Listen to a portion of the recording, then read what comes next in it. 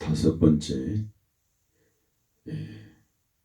말씀, 마태복음 16장 13절로 19절 말씀이 되겠습니다. 반석이라 불린 사람에 대해서 증거를 하겠습니다.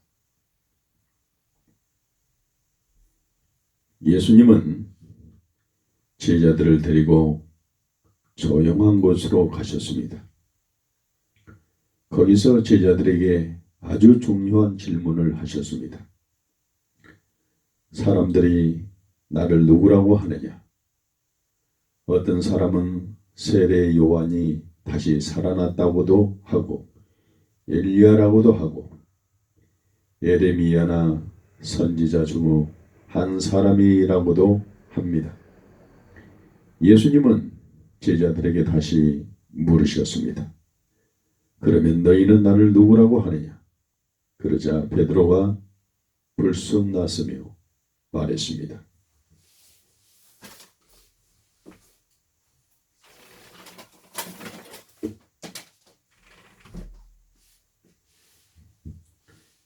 주는 그리스도시요 주님은 그리스도시며 살아계신 하나님의 아들이십니다. 예수님은 베드로에게 말씀하셨습니다. 베드로야, 너는 큰 복을 받는 사람이다. 내게 이것을 알리신 분은 하늘에 계시는 내 아버지시다. 예수님은 베드로의 어깨 위에 손을 얹으셨습니다. 내 이름이 베드로임을 명심해라. 베드로는 반석이라는 뜻입니다. 반석이란 집을 세우는 크고 단단한 바위입니다. 베드로가 이런 이름을 가지게 된 것은 예수님이 이렇게 말씀하셨기 때문입니다. 내 교회는 너와 같이 사람들로 이루어질 것이다. 그 사람들은 내가 하나님께서 보내신 그리스도임을 안다. 너는 이 교회를 세우는 일을 돕게 될 반석이다. 마찬가지로 예수님을 믿는 사람들은 모두 예수님의 진리라는 단단한 반석 위에 집을 짓습니다. 반석 위에 지은 집은 폭풍이 불어도 무너지지 않습니다.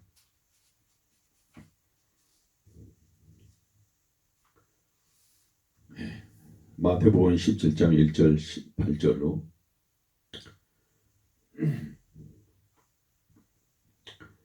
엿새 후 예수님은 베드로와 야고보와 요한을 부르셨습니다.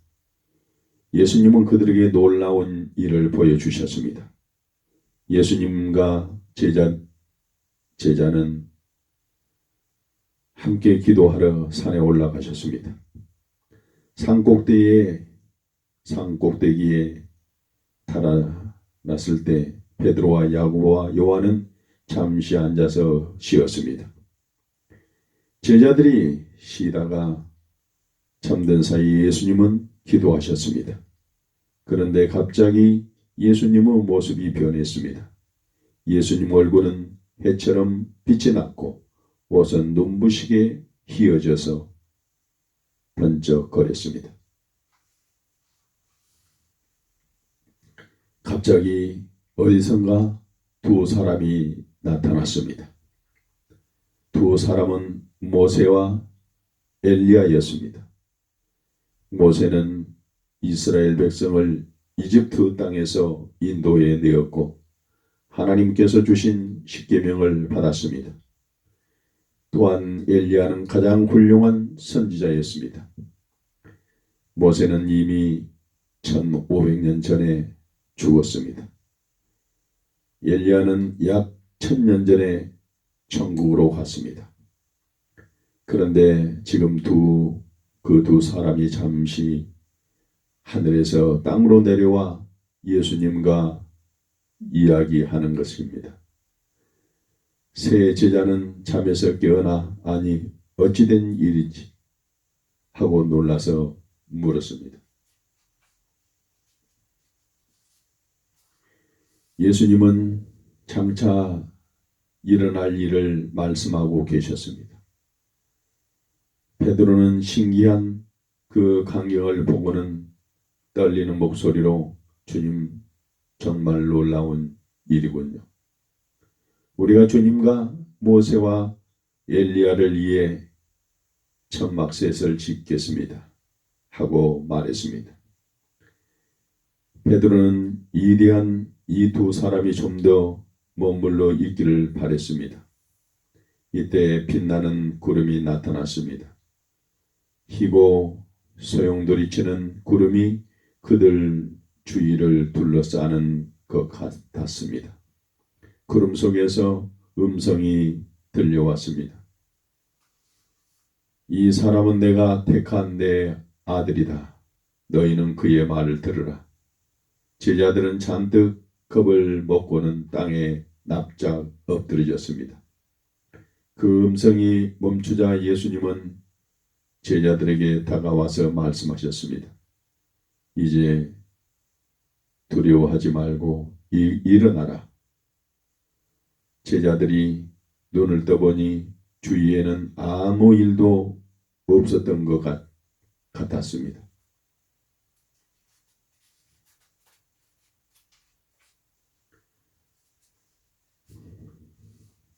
마태복음 18장 1절로 14절에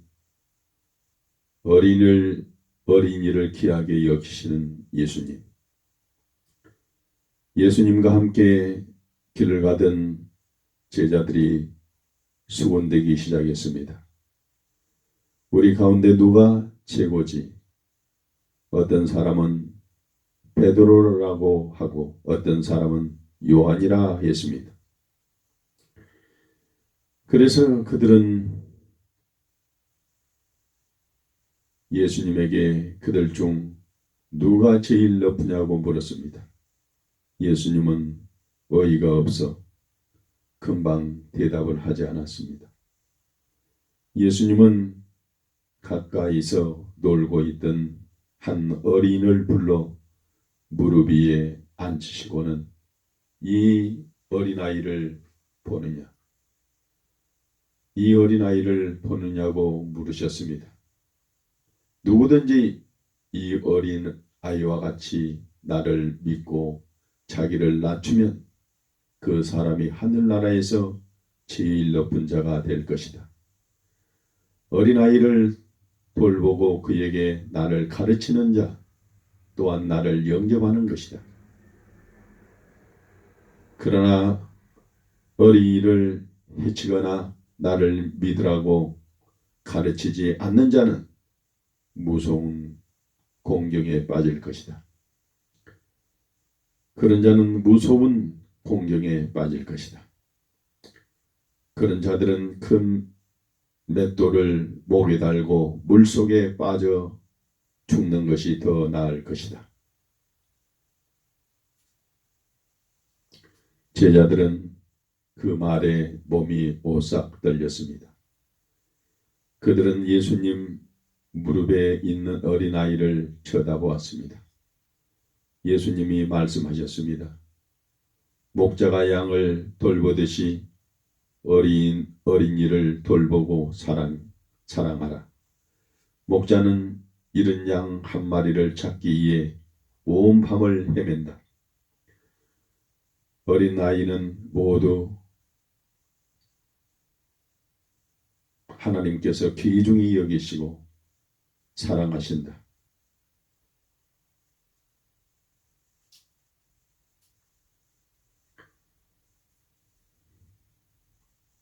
마태복음 18장 15절로 20절에 항상 함께 계시는 예수님. 사람들이 우리를 속이면 어떻게 할까요? 우리에게 정말 나쁜 짓을 하는 사람이 있으면 어떻게 할까요? 제자들이 예수님에게 물었습니다. 예수님은 잘못을 행하는 사람이 있으면 먼저 단둘이 만나 잘못을 다 잃으라고 하셨습니다. 그래도 소용이 없으면 친구를 데리고 가라. 그리고 끝끝내 자신의 잘못을 인정하지 않으면 그때에는 교회에 알려라. 예수님은 부드럽게 미소를 지으며 말씀하셨습니다. 내가 항상 너희와 함께 있다는 것을 기억하라. 두세 사람이 모인 곳에는 나도 함께한다. 내가 항상 너희와 함께 있다는 것을 기억하라. 두세 사람이 모인 곳에는 나도 함께 있다. 내가 너희와 함께 있어 너희의 기도를 들을 것이다. 그래서 우리는 혼자가 아닙니다. 우리는 예수님을 보지 못해도 예수님은 우리 곁에 항상 우리를 지키고 계십니다.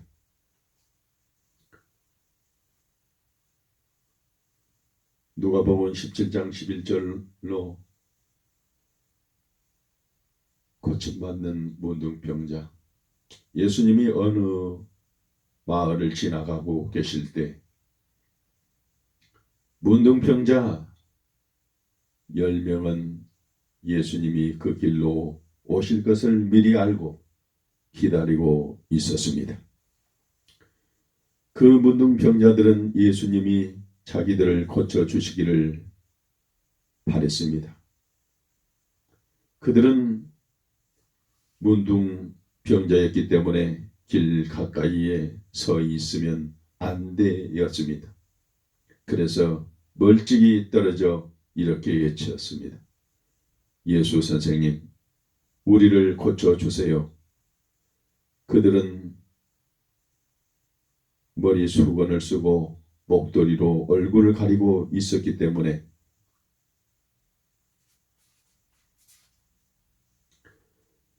문둥병의 끔찍한 모습은 보이지 않았습니다.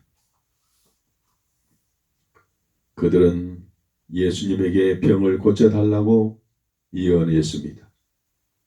예수님은 마을을 가리켜 이렇게 말씀하셨습니다. 가서 제사장에게 너희 몸을 보여라. 이 말은 곧 병이 다 나았다는 뜻이었습니다. 왜냐하면 병이 다 나은 사람만이 제사장에게 갈 수 있었기 때문입니다. 그 사람들은 예수님이 말씀하신 대로 했습니다. 제사장을 만나러 가는 중에 그들은 이상한 일이 일어나고 있는 것을 느꼈습니다. 손끝과 발끝에까지 피가 돌기 시작했고 온몸에 따뜻한 기운이 느껴졌습니다. 한 사람이 소매를 걷어 올리니 피부가 원래의 건강한 상태로 돌아오고 있었습니다. 그는 외쳤습니다.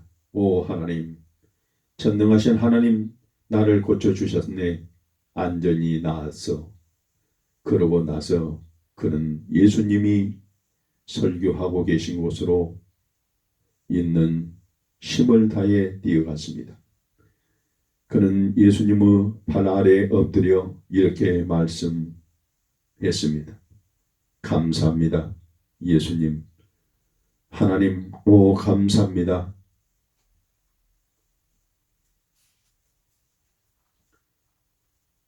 이렇게 감사를 했습니다. 누가복음 17장 17절로 99절에 감사하지 않는 9명의 문둥병자. 예수님은 하나님께 큰 소리로 감사를 드리는 그 사람에게 이렇게 물으셨습니다. 그런데 10병이 고침을 받지 않았느냐? 나머지 9은 어디에 있느냐? 그리고 그에게 이렇게 말씀하셨습니다. 이제 일어나 가라. 너희 믿음이 너를 구원하였고 너희의 병을 낫게 하였다. 이 한 사람만 돌아왔습니까? 나머지 9사람이 감사하지 않는 이유는 오늘날 사람들이 감사하지 않는 이유와 같습니다. 아마 한 문둥병자는 단지 감사하는 것을 잊었을지도 모릅니다. 또 한 사람은 너무 수줍어서, 또 다른 사람은 너무 교만해서 그랬을 수도 있습니다. 어떤 문둥병자는 병이 나아 흥분한 나머지 길을 잃어 예수님을 다시 찾지 못했을 수도 있습니다. 또 어떤 사람은 먹고 살기에 해야 할 일이 너무 많아 바빴을지도 모릅니다. 다른 문둥병자는 제사장이 예수님에게 돌아가서 감사할 필요가 없다고 말했기 때문에 그랬을지도 모릅니다. 이런 사람은 항상 스스로 생각하지 않고 다른 사람이 시키는 대로 하는 사람입니다. 7번째 문둥병자. 일곱 번째 문둥병자는 일어난 일을 제대로 이해하지 못해서 감사하지 않았을 수도 있습니다. 8번째 문둥병자는 단지 감사해야 할 이유를 알지 못했기 때문에 감사하지 않았을지 모릅니다. 그는 누구에게도 어떤 이유로도 감사해 본 적이 한 번도 없었습니다. 마지막 문둥병자는 아마 너무 기쁜 나머지 이리저리 다니다가 자신이 어디로 가고 있는지 알지 못했을지 모릅니다. 10사람 중 한 사람만이 몸과 영혼 둘 다 고침을 받았습니다. 10사람 중 한 사람만이 몸과 영혼 둘 다 고침을 받았습니다. 흔히 그랬듯이 사람들은 하나님께서 주시는 선물들을 당연한 것으로 받아들입니다. 하나님께서는 우리에게 필요한 것을 자주 주십니다. 우리는 하나님께 얼마나 자주 감사하고 있습니까?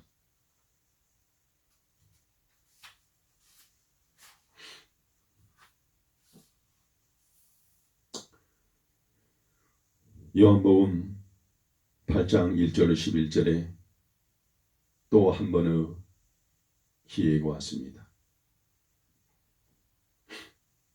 예루살렘으로 돌아오신 예수님은 성전에서 백성들을 가르치셨습니다. 어느 날 아침 서기관과 바리새인들이 예수님에게 한 여인을 끌고 왔습니다.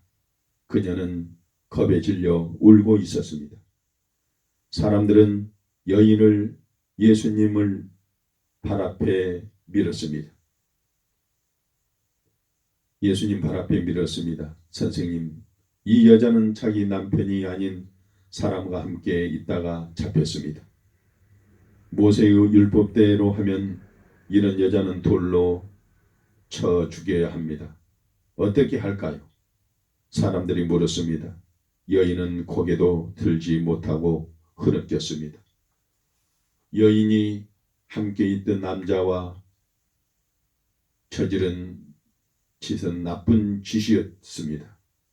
자기 남편이나 아내가 아닌 다른 사람을 더 사랑하는 것은 가정을 파괴하는 행동이었습니다. 예수님은 몸을 굽히시고 땅에 뭔가를 쓰셨습니다. 어떻게 합니까? 저 여자를 어떻게 해야 한다고 생각하십니까?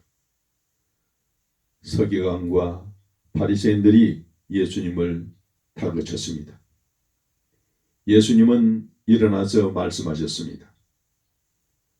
너희들 중에서 죄를 한 번도 지어본 적이 없는 자가 먼저 돌로 여자를 치라. 다시 한번 말하겠습니다. 너희들 중에서 죄를 한 번도 지어본 적이 없는 자만 먼저 돌로 여자를 치라. 예수님은 사람을 판단하지 말라고 가르치신 것입니다.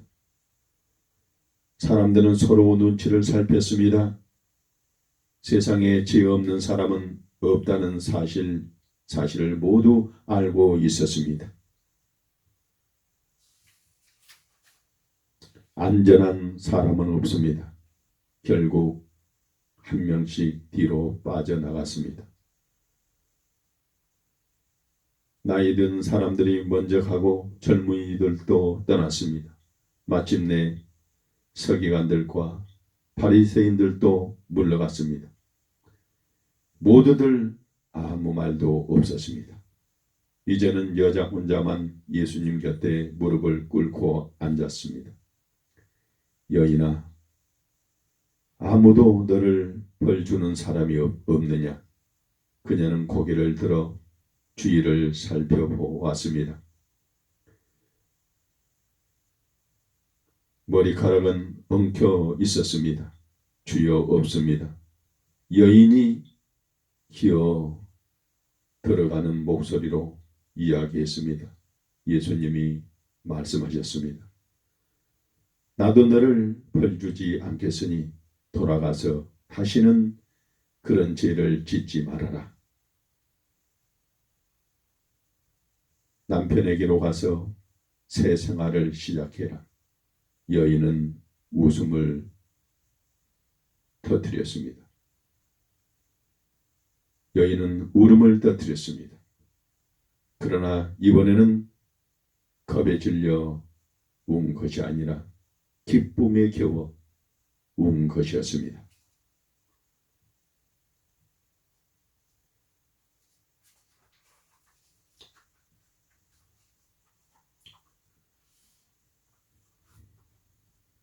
누가복음 10장 25절에 착한 사마리아 사람.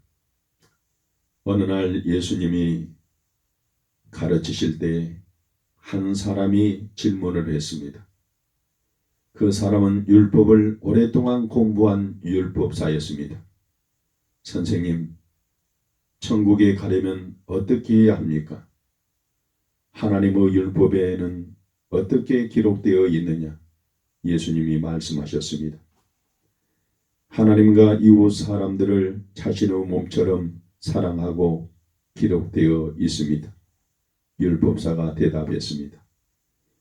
예수님은 그에게 율법 기록된 대로 하라고 말씀하셨습니다. 그러자 그는 다시 물었습니다. 하지만 선생님, 이웃이란 누구를 말합니까? 제가 사랑해야 할 이웃이 누구입니까?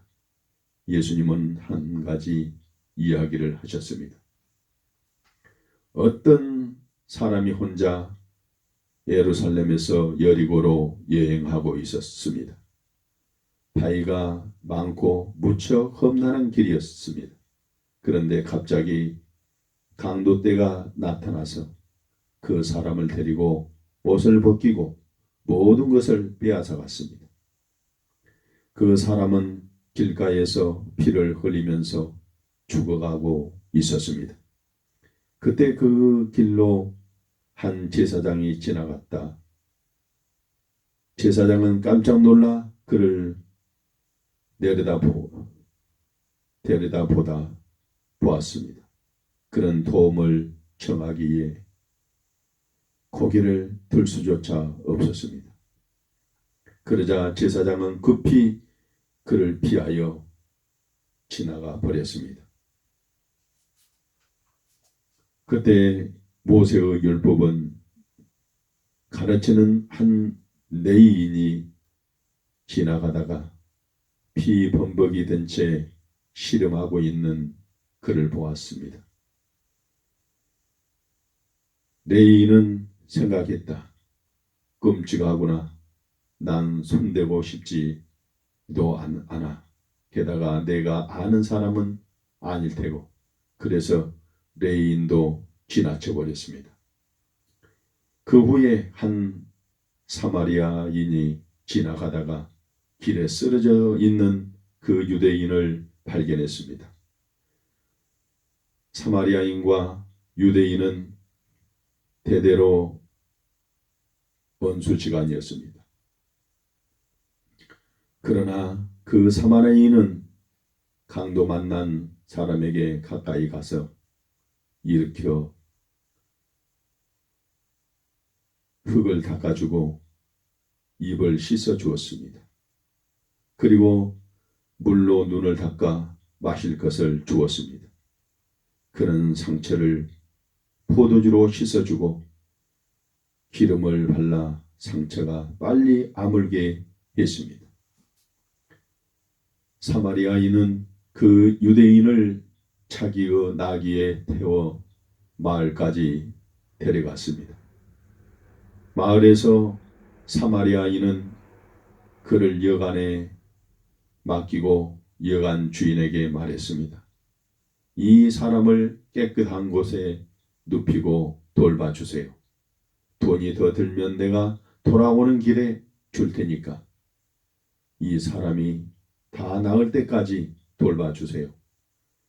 내 생각에는 이 세 사람 중에 누가 강도 만난 자의 이웃이냐? 예수님이 말씀하셨습니다. 율법사는 더 생활할 것 없이 물론 그들을 도와준 사람입니다. 라고 대답합니다. 예수님은 그에게 너도 가서 그와 같이 행하라고 말씀하셨습니다.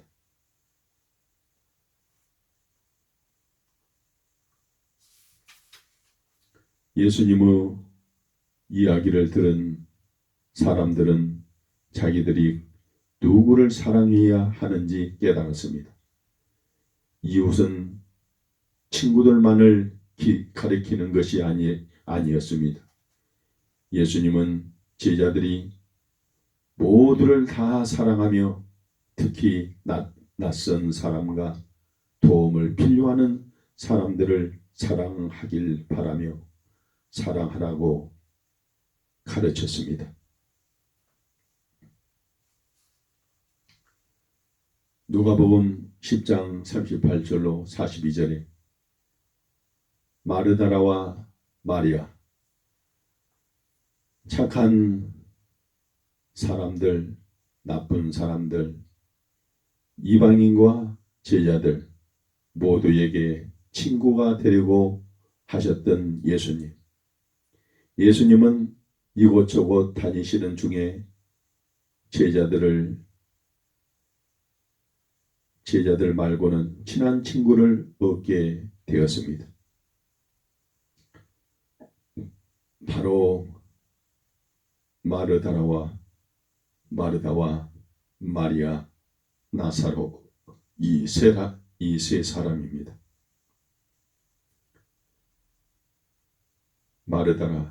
마르다와 마리아, 나사로 이 세 사람입니다. 이들은 예수님이 언제나 찾아오실 수 있도록 항상 준비해 놓고 있었습니다.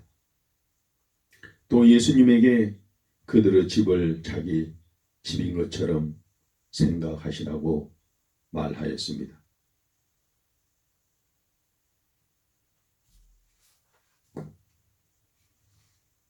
그래서 예수님은 이 남매의 집에 머무실 때가 많았습니다. 마르다와 마리아, 나사로 집에서는 조용히 쉴 수 있었던 것입니다. 이렇게 예수님이 또 찾아오셨던 어느 날 마르다는 아주 중요한 교훈을 하나 얻게 되었습니다. 무슨 일이 있었을까요? 그날 예수님은 편히 앉아 마리아에게 말씀을 하고 계셨습니다. 하지만 마리아의 언니 마르다는 예수님이 오셨기 때문에 매우 분주했습니다. 예수님을 잘 대접하고 편히 모시려니 요리도 해야 하랴 청소도 하랴 마음이 바쁘기만 했습니다. 마르다는 오늘은 모든 것이 아주 멋있고 완벽해야 해야 하고 생각했습니다. 그런데 한 가지 문제가 있었습니다. 마르다 혼자서는 그 모든 일을 다 하기가 어려웠던 것입니다.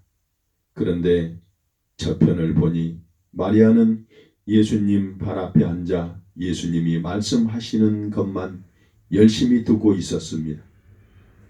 마르다는 화가 났습니다. 아니 어쩌면 이렇게 바쁜데 도와줄 생각을 안 하네. 할 일도 많은데 너무해. 그때 예수님은 마르다를 보시고 가까이 걸어보셨습니다. 마르다는 주님, 동생이 모든 일을 저 혼자 하도록 내버려 두고 있는데도 그냥 보고만 계세요.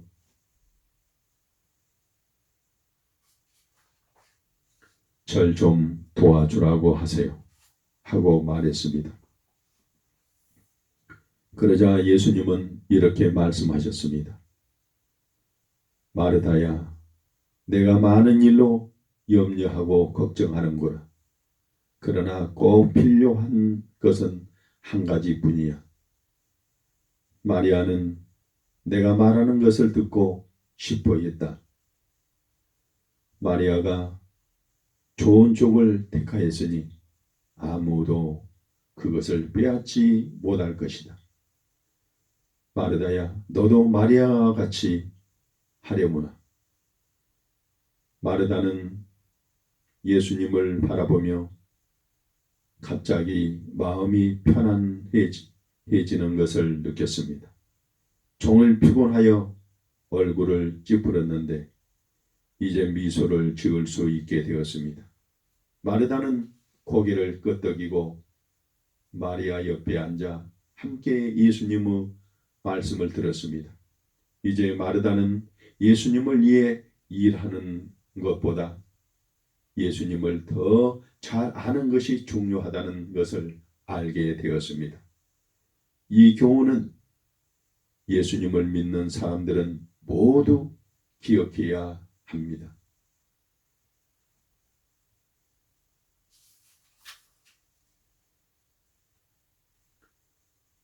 요한복음 10장 1절로 21절에 선한 목자.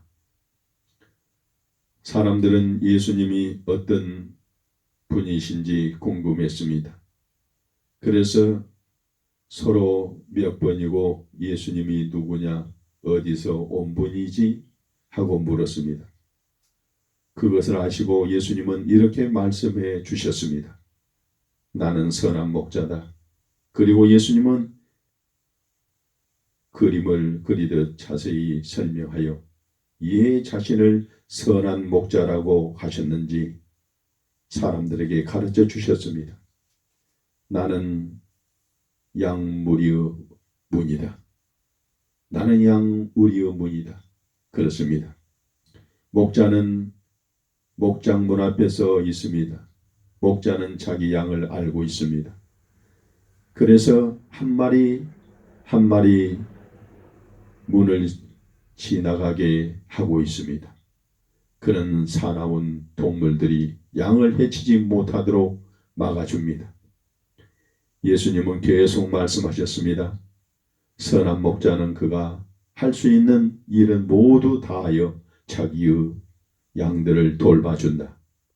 선한 목자는 양들을 구하기 위해 자기 생명도 바친다. 이리가 와도 양을 버리고 달아나지 않는다. 그 양이 자기의 양이기 때문이다. 목자가 어떻게 자기의 양들이 다치고 죽게 내버려 두겠느냐? 그런 일은 돈을 받고 이 일하러 온 싹군이나 할 일이다. 나는 선한 목자다.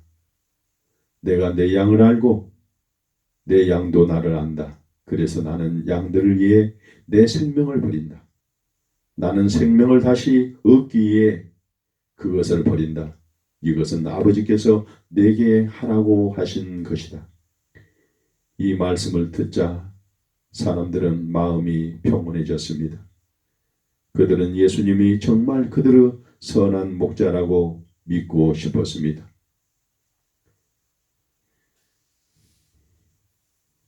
요한복음 11장 1절로 46절에 다시 살아난 나사로.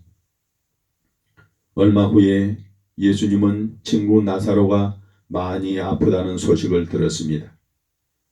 예수님은 며칠이 지난 후 나사로에게 가셨습니다. 예수님과 제자들이 마르다와 마리아의 집에 도착했을 때 나사로는 이 세상 사람이 아니었습니다. 마르다가 말했습니다. 주님이 여기 계셨더라면 나사로는 죽지 않았을 거예요. 그렇지만 지금이라도 주님이 구하시는 것은 무엇이든지 하나님께서 주실 줄 저는 믿습니다.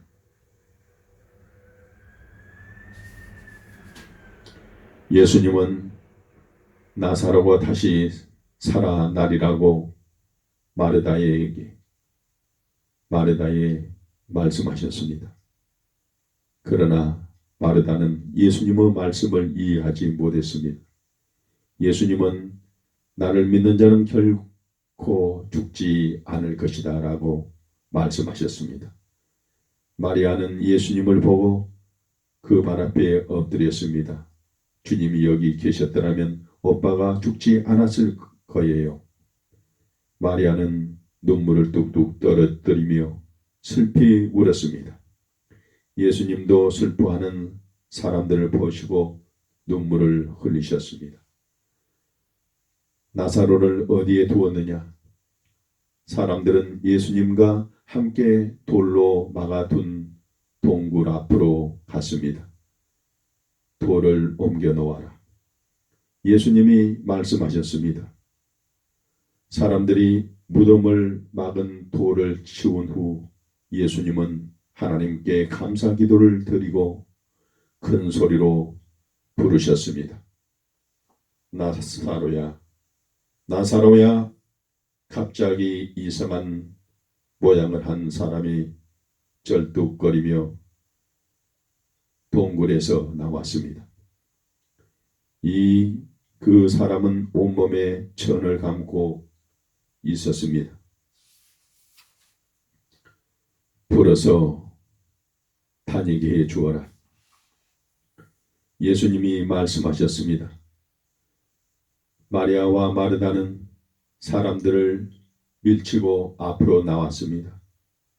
그들은 나사로가 다시 살아날 수 있으리라고는 꿈에도 생각지 못했습니다. 그들이 나사로를 풀어 놓았을 때 모여든 무리들은 울음을 터뜨렸습니다. 그 전보다 더 크게 울었습니다. 잠시 전만 해도 슬픔에 잠겨 있었지만은 기뻐서 이번에는 울었습니다. 나사로다. 나사로가 살아났다. 마르다 그리고 나사로는 예수님에게 감사를 드렸습니다. 누가복음 15장 1절 10절에 잃어버린 양과 잃어버린 은전. 예수님을 따르면 많은 대가를 치러야 합니다. 그러나 하나님께서 보시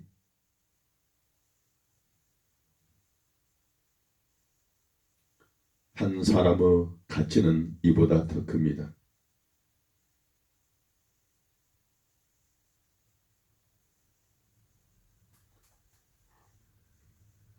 그러나 하나님께서 보시